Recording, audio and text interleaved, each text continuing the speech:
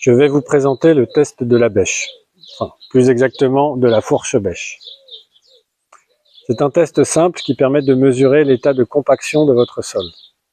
Il répond à la question, est-ce que j'ai besoin de décompacter mon sol pour le mettre en culture ou est-ce que ce n'est pas la peine?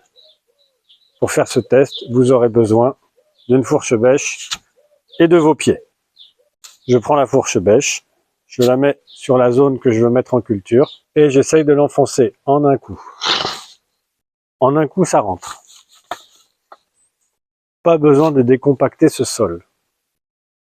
Si je mets 2 coups pour enfoncer tout le fer de bêche, ce n'est pas la peine de décompacter non plus.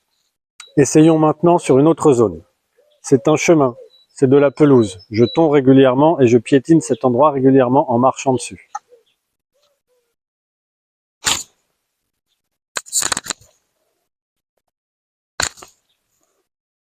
Je n'arrive pas à enfoncer le fer de bêche.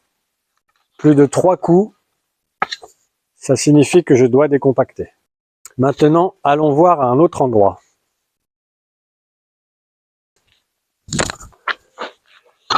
Ici, c'est un chemin. Je roule avec ma voiture sur ce chemin. Impossible d'enfoncer la bêche. Je ne peux pas cultiver ce sol. Pourtant, vous voyez bien qu'il y a de la végétation qui pousse. Un sol ultra compacté n'empêche pas la végétation de pousser. Mais les plantes qui poussent ici sont adaptées au sol compacté, ce qui n'est pas du tout le cas des légumes que nous cultivons dans les potagers.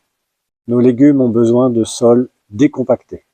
Donc parfois, le travail du sol est nécessaire, même en permaculture. Le travail du sol, c'est uniquement aérer la terre. Nul besoin de retourner la terre.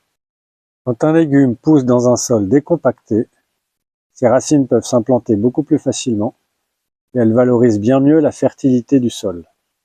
Un sol aéré, comme son nom l'indique, contient plus d'air, plus de porosité.